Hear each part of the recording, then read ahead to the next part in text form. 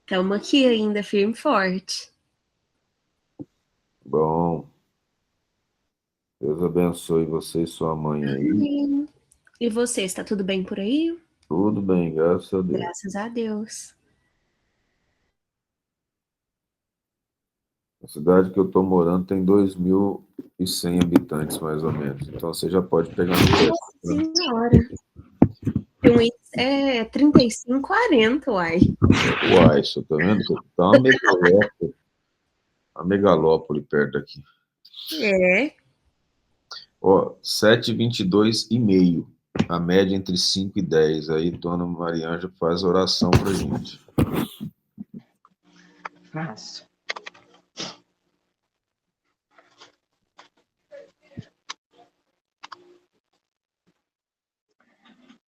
Senhor Jesus, gratos lhe somos pela oportunidade do estudo que terminou nesse primeiro momento,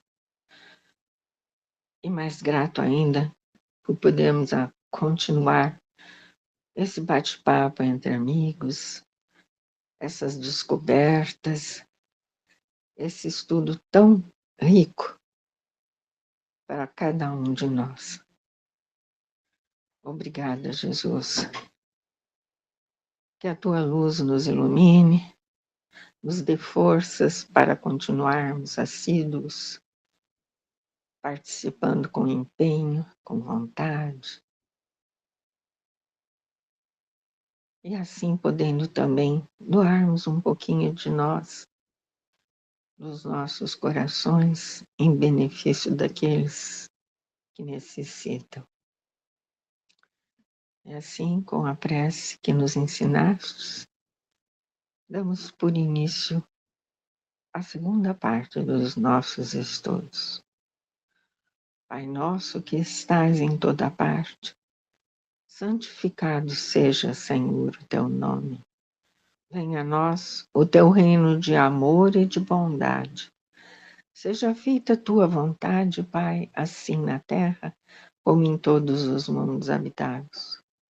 O pão do corpo e da alma dá-nos hoje e sempre. Perdoa-nos as ofensas, assim como perdoamos a quem nos tem ofendido.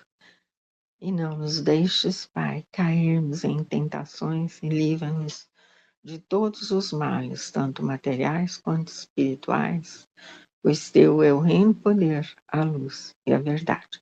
Que assim seja. Que seja, Senhor. Obrigado. Então vamos continuar aqui os Atos dos Apóstolos. Nós paramos no, se eu não me engano, veja aí com vocês, mas eu acho que foi no capítulo 2, versículo 45, que foi quando se falava sobre a doação das coisas, né, lá na Casa do Caminho, que os apóstolos se juntavam, e aí todo mundo que ia fazer parte lá do grupo, eles vendiam as suas propriedades e bens e repartiam com todos segundo cada um tinha necessidade. Aí você vai pensar, então eles eram comunistas. Não eram comunistas. A repartição não é a repartição do Estado.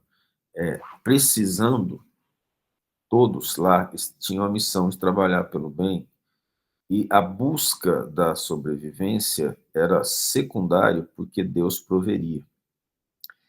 E o,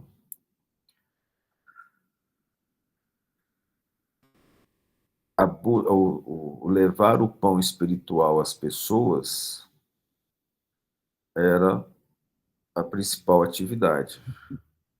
Faleceu agora, nessa semana, o querido Divaldo Franco, um grande trabalhador espírita, que nos dá um exemplo de uma situação assim. Divaldo montou a Mansão do Caminho, em referência à Casa do Caminho, que é essa que nós falamos, que os apóstolos montaram. Foi lá em Salvador, num bairro que tinha alta criminalidade. Hoje a criminalidade no bairro é zero. Então ele foi aconselhado a montar essa Mansão do Caminho A Joana de Anjos falou junto com um amigo dele, que eu não me lembro o nome, que não aparece muito porque não dá as palestras e não psicografa, mas é o grande responsável pelo gerenciamento e manutenção da Mansão do Caminho. Eu acho, Divaldo, eu acho que era o Nilson. isso, obrigado. O Divaldo adotou cerca de 650 crianças no nome dele, especificamente. A Mansão do Caminho recebeu mais gente. Só que a Mansão do Caminho, ela recebia a família, não recebia só a criança. Ela não tirava a criança da família, mas levava a família lá dentro. Quando Joana de Ângeles foi pedir permissão no plano espiritual para montar a Mansão do Caminho, ela conversou com Francisco de Assis, e Francisco de Assis falou, eu aprovo, desde que lá ocorra respeito ao ser humano e não a caridade que humilha. E numa das reuniões dos doadores da Mansão do Caminho, porque ela funciona com doação, uma das pessoas lá exaltada disse, eu quero que aconteça isso, porque eu dou isso, mais isso, mais isso. Deixaram ele falar, o Divaldo falou, meu irmão, nós nunca te pedimos nada, você doa se você quiser. Aqui nós temos um ideal de auxiliar os necessitados em nome de Jesus Cristo, através da doutrina espírita. Nós respeitamos a sua opinião, mas nós não faremos a sua vontade. Eu vou parar de doar, tal. Ele falou, pois é, a obra, quando é do Cristo, ela se mantém por si mesma, com vários doadores, anônimos ou não. Então, contando um dos casos do querido Divaldo, que, como todos nós aqui na Terra, tinha seus defeitos, seus problemas, suas opiniões, que geraram problemas também entre os espíritas, fora do meio espírita, mas um grande trabalhador, divulgador, que sacrificou a sua encarnação, os seus desejos em favor do próximo. Eu sou um grande devedor do Divaldo. Um momento de muita dificuldade em Palmas, uma situação de saúde difícil, e eu tinha acabado de chegar de uma internação em Goiânia. E na oração, nós dormimos e à noite nós fomos levados até o Divaldo. E o Divaldo conversou conosco durante um tempo e falou assim, resiliência, meu filho, resiliência. Eu acordei claramente com a conversa, com tudo que aconteceu, com o espírito nos levando lá, a gente conversando. Então, naquele momento, o Divaldo nos ajudou muito à noite, quando a gente estava numa situação espiritualmente de forte abalo. Então, sou muito grato ao Divaldo, fica aqui a nossa homenagem a ele. Homenagem particular por esse débito, né, de ter nos auxiliado nessa situação de grande dificuldade. E como o nosso grupo de estudo é um grupo que preza principalmente por amor ao Cristo e à doutrina espírita, todo trabalhador do Cristo merece a nossa consideração, nosso respeito, nosso amor, que é aquilo que devotamos ao querido Divaldo no plano espiritual, que ele receba os nossos cumprimentos, nosso carinho, nosso respeito pelo bem que ele fez pela doutrina, pela divulgação da terceira revelação, e por ter sido um exemplo de grande trabalhador do nosso Senhor Jesus Cristo. Então aqui nós paramos nesse momento, né, interessante aqui, do capítulo 2 sobre a Casa do Caminho, em que o Divaldo mesmo, ele era funcionário público, como o Chico, simples, e a aposentadoria dele era um salário mínimo. Parte da Mansão do Caminho, grande parte, era mantida pela psicografia dele, os livros que ele vendia. Ainda vende, né? Ela vai ser mantida ainda por isso. Então, quando a gente compra um livro do Divaldo, nós estamos ajudando a Casa do Caminho. E perseverando unânimes todos os dias no templo, e repartindo o pão de casa em casa, comiam juntos com alegria e singeleza de coração. Então, aqui nós vemos que eram várias casas. Obviamente, eles fizeram uma agremiação ali, como se fosse uma pequena cidade, e perseverando unânimes todos os dias no templo. Os espíritos pediram para avisar que aqui a audiência foi bem clara, né? Não somente ajuda a causa do caminho, mas adquire conhecimento, os livros do Divaldo. E repartindo, eu volto a falar que para estudo sério, determinada doutrina espírita, é muito importante Allan Kardec e Chico. Nós nunca falamos mal de outros médios, não é isso. O que nós estamos dizendo é que é sempre bom para o estudo sério aquilo que nós temos certeza que não tem problema. Os livros do Divaldo não tem problema. E comprando a gente ajuda a Casa do Caminho, também aprende numa acepção assim, um pouco diferente daquilo que o grupo do Chico, o grupo do Allan Kardec trouxeram, mas não deixa de ser espiritismo e não deixa de estar dentro da espiritualidade superior, tá? Louvando a Deus e tendo graça para com todo o povo. E todos os dias acrescentava o Senhor à igreja aqueles que haviam de salvar, aquelas pessoas que queriam estar melhores. Por que que eles fizeram esse grupo? Por que que eles se juntaram? Por que que fizeram as casinhas ali, largaram suas propriedades e foram viver ali, naquele local? Vocês têm ideia?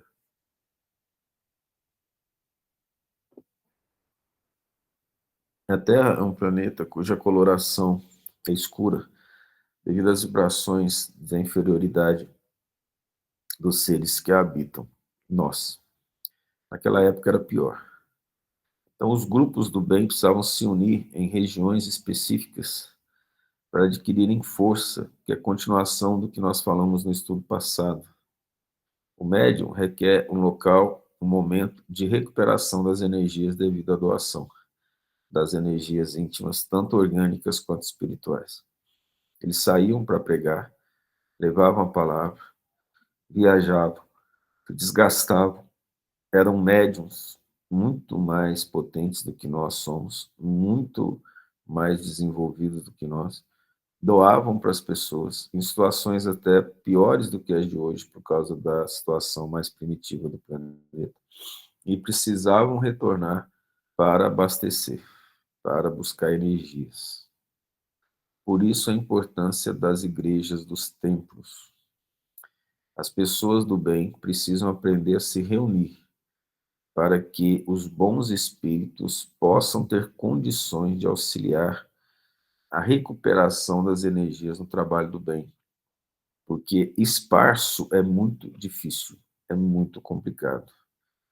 A situação hoje está tão difícil que boa parte dos centros espíritas que a gente conheceu e conhece não dá condições de trabalho no bem efetivo devido ao personalismo dos dirigentes e à adulteração da pureza da doutrina espírita, em detrimento dessa pureza, das leituras dos livros do Allan Kardec, da veiculação profunda que tem que ter com a Bíblia, o personalismo, as ideias individualizadas de pessoas que estudam pouco e sofrem um processo obsessivo sério, cuja vaidade ou egoísmo são os principais focos de doença, tem feito com que os centros espíritas não consigam exercer o trabalho a que vieram, se tornando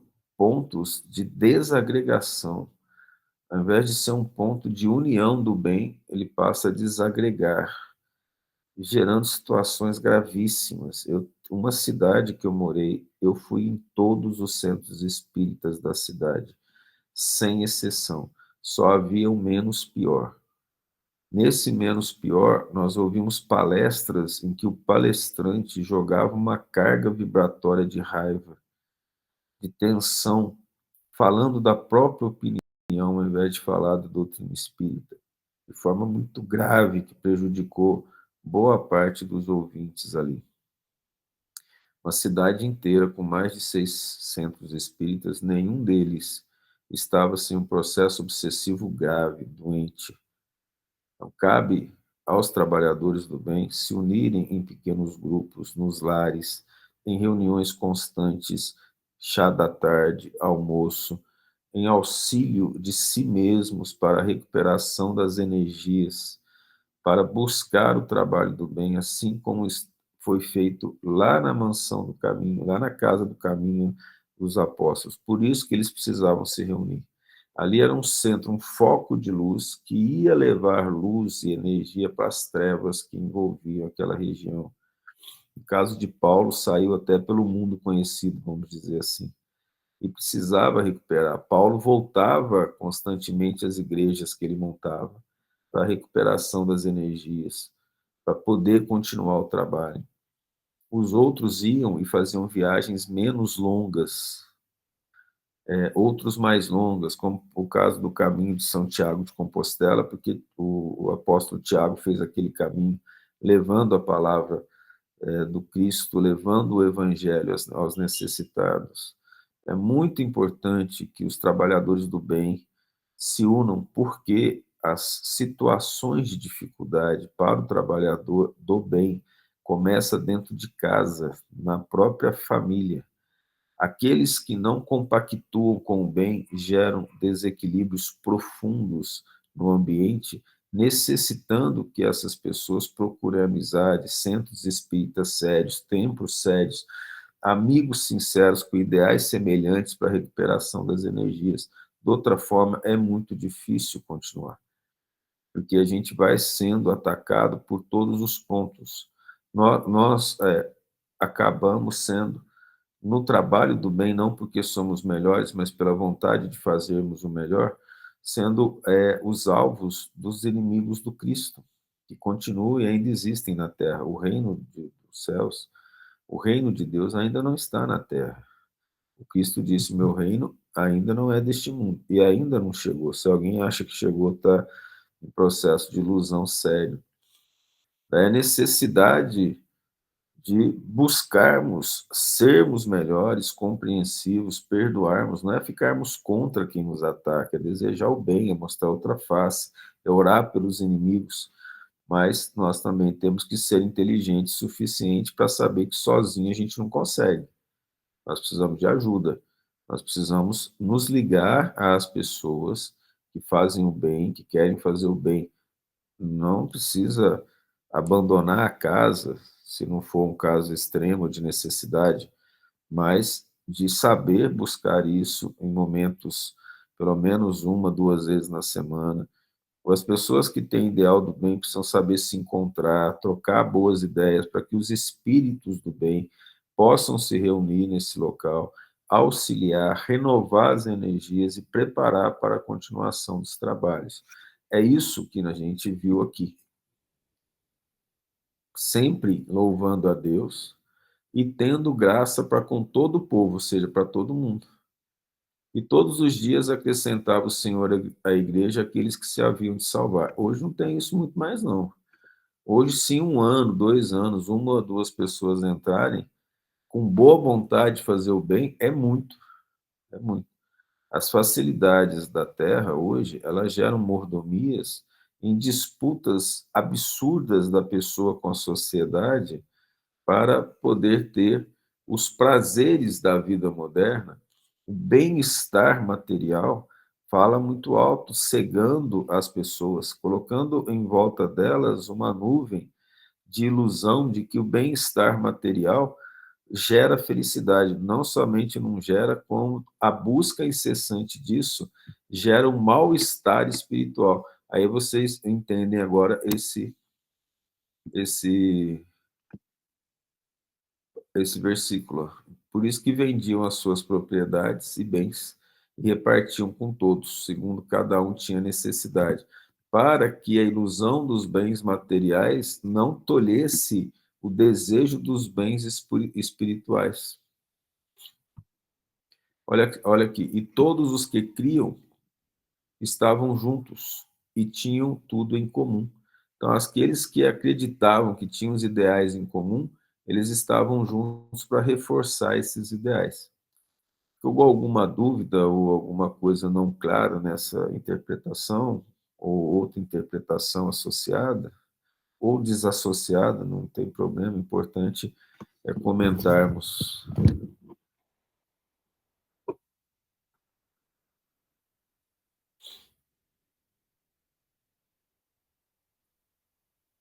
Então tá bom.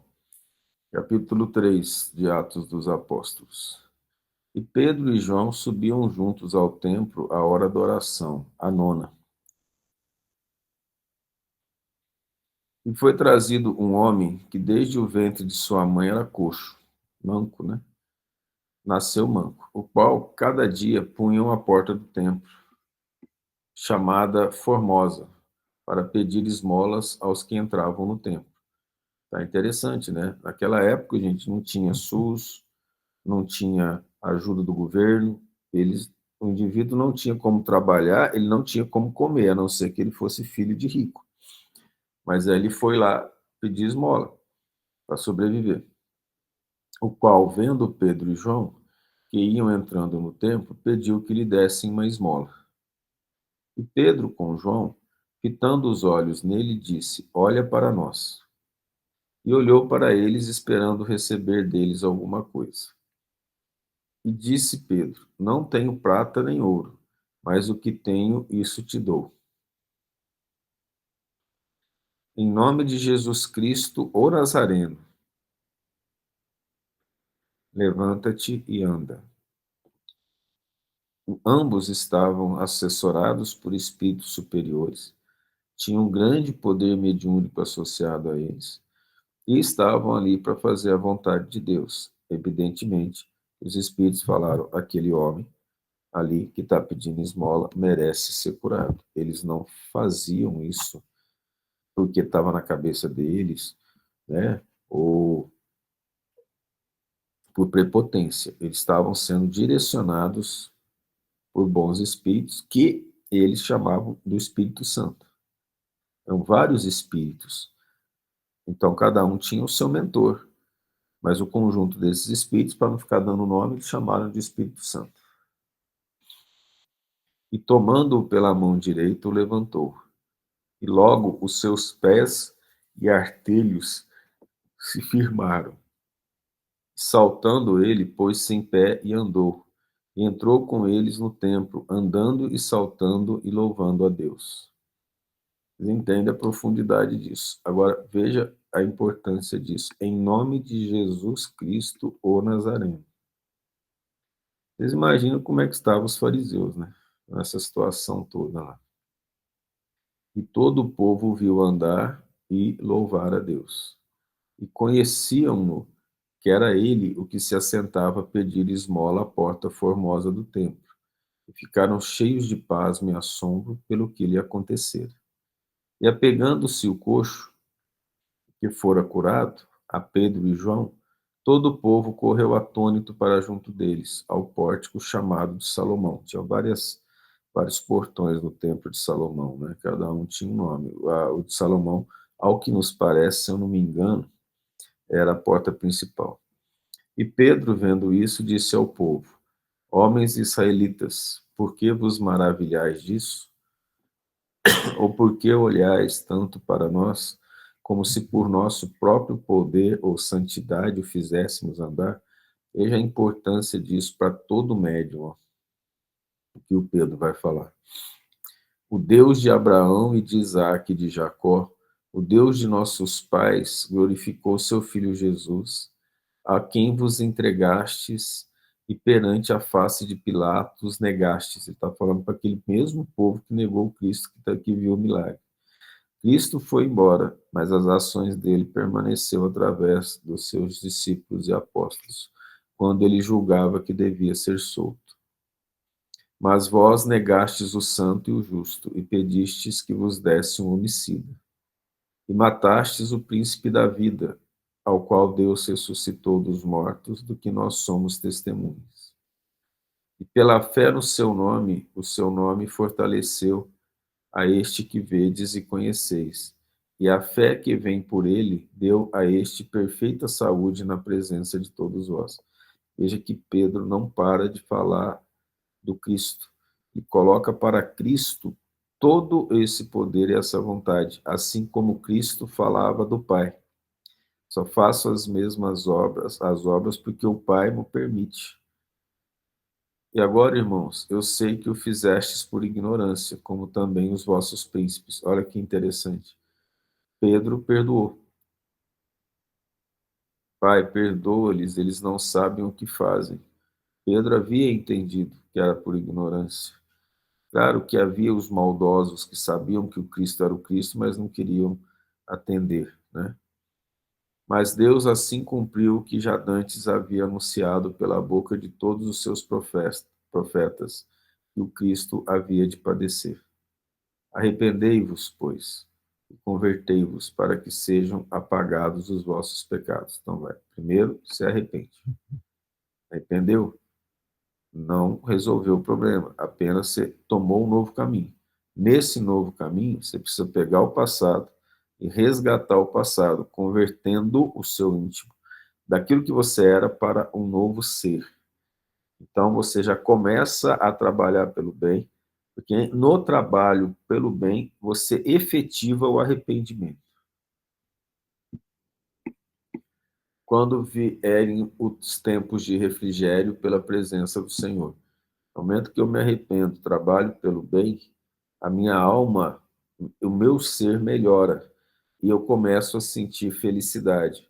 Então, aquele mal-estar do mal, da tristeza, da dor, da agonia, da ansiedade, da depressão, ele desaparece, é como se fosse um refrigério, um descanso. E ele enviar Jesus Cristo, que já dantes vos foi pregado. Ele está dizendo assim, olha, todos nós que fizemos a bobagem de matar o Cristo, vamos nos preparar para o trabalho que temos que fazer. E esse trabalho que nós temos que fazer é quando Deus enviar Jesus Cristo, que foi pregado. Deus enviou Jesus Cristo através da doutrina espírita.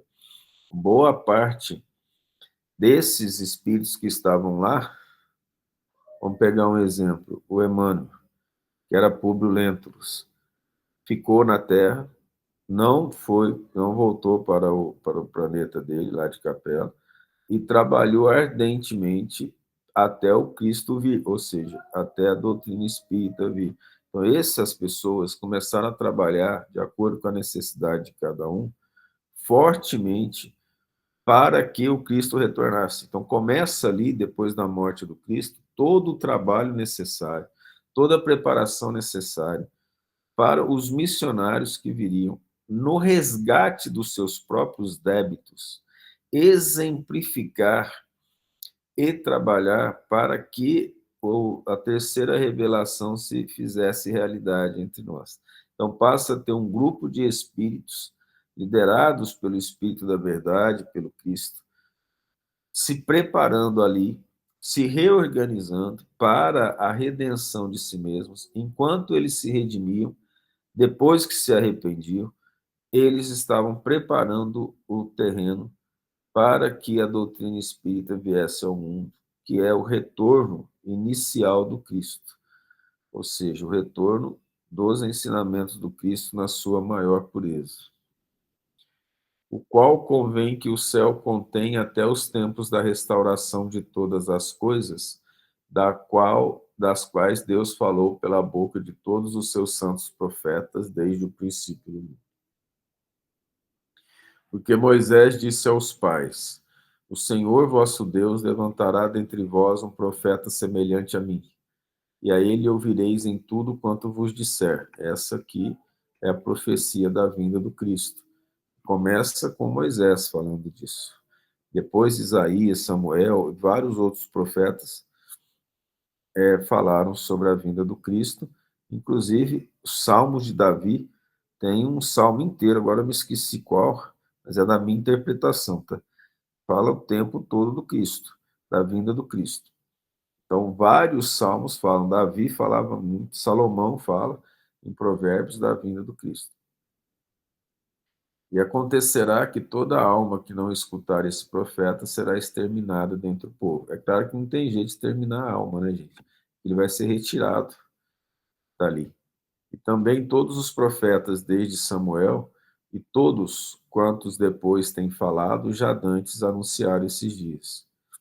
Pois vós sois os filhos dos profetas e do convênio que Deus fez com os nossos pais. Ou seja, foi-nos dado a nós, do povo de Israel, a missão do Deus único, e de levar o conhecimento do Deus único e agora o conhecimento do Cristo a todas as nações. Isso é o significado de que a vossa geração povoará toda a terra. Não é que a terra inteira vai ser israelita. Dizendo a Abraão, e na tua descendência serão benditas todas as famílias da terra. Que foi a profecia. Aqui. Certo?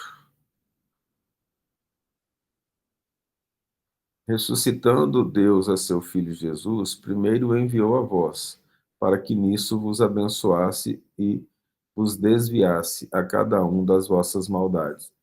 Ressuscitando Deus a seu Filho Jesus, primeiro enviou a vós. Quem são esses vós? A Israel. Povo israelita. Para que nisso vos abençoasse e vos desviasse a cada um das suas maldades. Quem que os católicos falam que foi o primeiro Papa?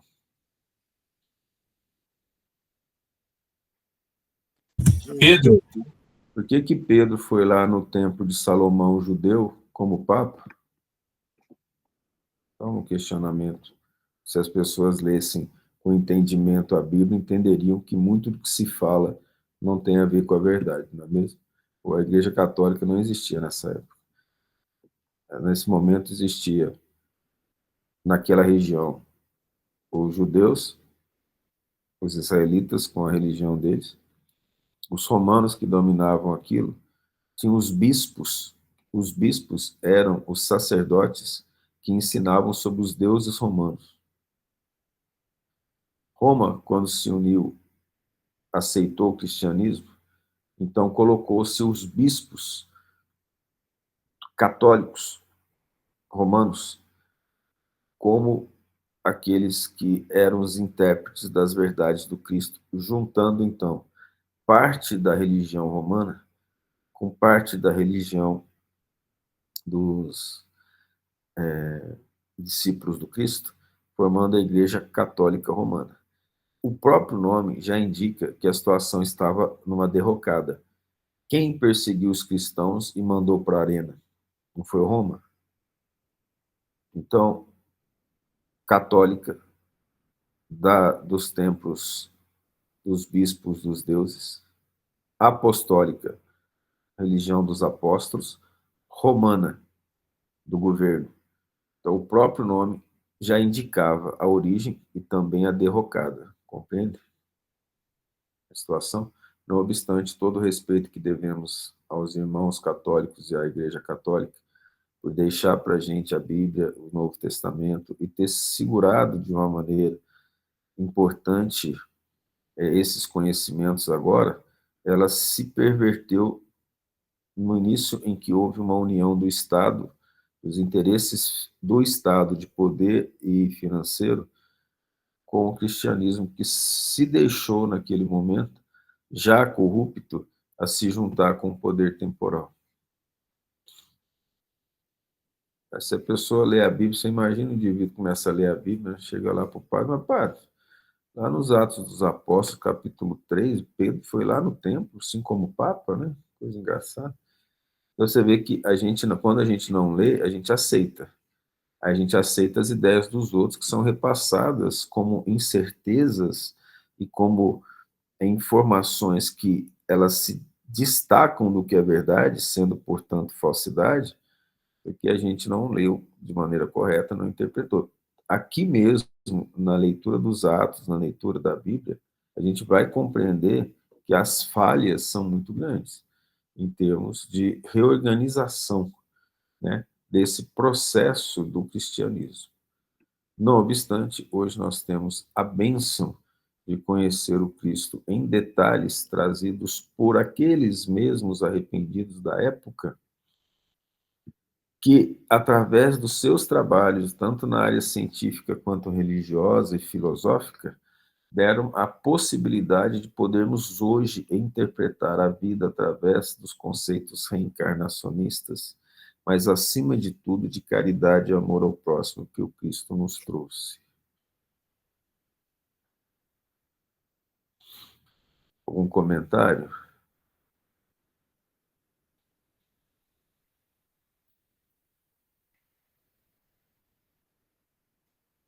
Eu acho que você explicou muito bem, Thales, mas é uma coisa que incomoda.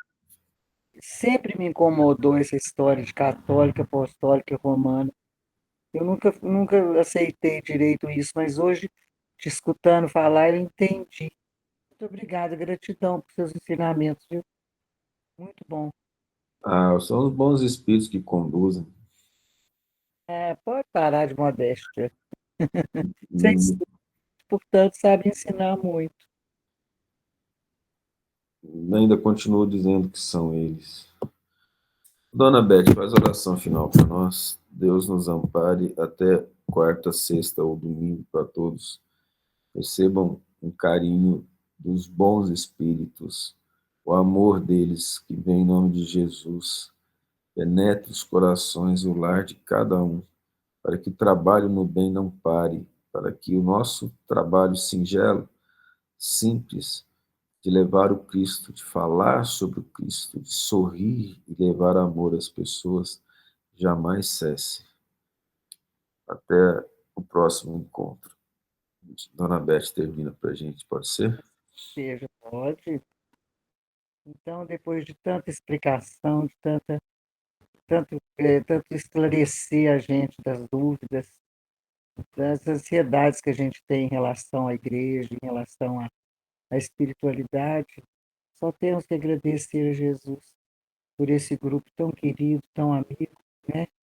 Por termos o Thales nos dirigindo, nos guiando, e agradecer e pedir a Jesus que nos dê uma semana de paz, de amor, de harmonia, que esse novo Papa que foi eleito seja um Papa bastante humano, bastante preocupado com as questões sociais, não preocupado com a igreja em si, com os deveres da igreja em si, com o dinheiro que entra, mas preocupado em saber usar toda essa herança, todo esse dinheiro, toda essa reserva que a igreja tem, em benefício às pessoas que precisam tanto, e que ele tenha força suficiente para lutar contra essas guerras, as guerras entre os homens, entre os corações, entre as ambições. Que Jesus esteja sempre com todos nós, especialmente com quem manda, com quem pode fazer alguma coisa. Que assim seja, Senhor, seja a nossa bênção. Amém. Obrigado, Dona Beth.